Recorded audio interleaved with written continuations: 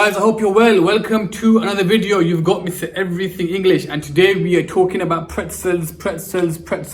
Now, I don't eat pretzels, but I write pretzels because that's the best way to produce your paragraphs for English literature. Let's begin.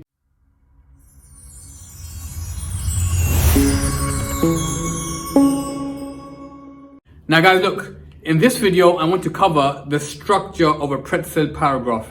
In a future video, I will turn a pretzel paragraph plan into an actual paragraph so you guys can see how the plan looks on paper. Now guys, what is a pretzel paragraph, guys? So you have your P, you have your R, you have your T, your E, your Z, your E, and you have your L. Okay guys, now before someone says to me, oh sir, you can't spell pretzel, that's not how you spell pretzel. Guys, it's my pretzel. This is how I structure my paragraphs. So what is the P? Guys, what is the P? We all know it. We've been peeing since year 7. Guys, the P is what? The P is your point. The P is your point. What is the R? Guys, your R is your reference to the text. So you make your point and then you give your reference. For example, Mr. Burning is presented as being an extreme capitalist character. This can be seen when he says, a man must make his own way. Now guys, these two count as AO1. Now why do they count as AO1, guys? These two count as AO1 because AO1 is the quality of your point and the quality of your quote. Hence why we have a point and we have a reference. Then what do we do, guys? Once you've given your quote, inside your quote, you want to look for a technique. Guys, inside your quote, you want to look for a technique. Is there a simile? Is there a metaphor? Is there alliteration? Is there irony? Is there something that we can analyze inside the quote? The answer always is 100% yes, because we never ever pick a quote that hasn't got a technique. I say to my 11s, if they ever get stuck, sir, I can't explain the effect of the quote. So why did you pick it for? Always pick a quote that has a technique inside it. Now guys, once you have found a quote with a technique, what do we do, guys? We always explain the effect. We always explain the effect. Now this is where a traditional paragraph would normally stop. A traditional paragraph would normally be cut there. But we carry on, guys, because the top band for English literature says, is your work detailed? And it's the next part that gives us detail. Now guys, just so you know, this E and this E here, they are the two most important parts of our entire paragraph. The two E's, they are the two most important parts. Now, once I finished explaining the effect of a technique, so it could be a simile or alliteration, then I zoom in.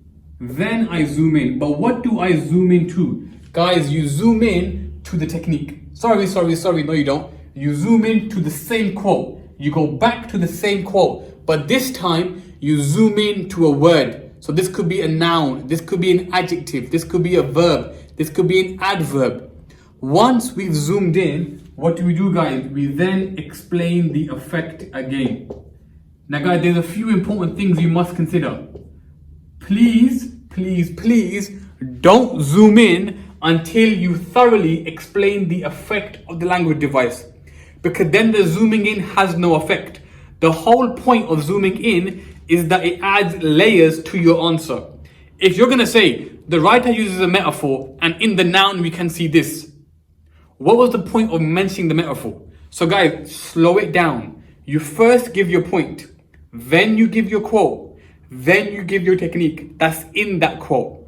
Then you try your best to thoroughly explain the effect of that technique. Once you have finished explaining the effect of that technique, you then say, furthermore, when we zoom into the noun or the verb or the adjective or the adverb from the same quote, and then you go again and you explain the effect. Now guys, you end your paragraph by linking it. Guys, you end your paragraph by linking it back to your original point. Therefore, as you can see, Mr. Burling is most definitely a capitalist. Why do you link it back? For two reasons. Number one, it makes it sound like a pretzel. I'm joking. We link it back, guys, because it will show the examiner that you are on task. If you get to the end of your paragraph and you can't make the link back, then you've probably gone off task. You've probably started waffling. Waffling is when you say the same thing over and over again, but in different words. You must have a clean structure the whole way through. Now, all of this part here, guys, all of this part here counts as AO2.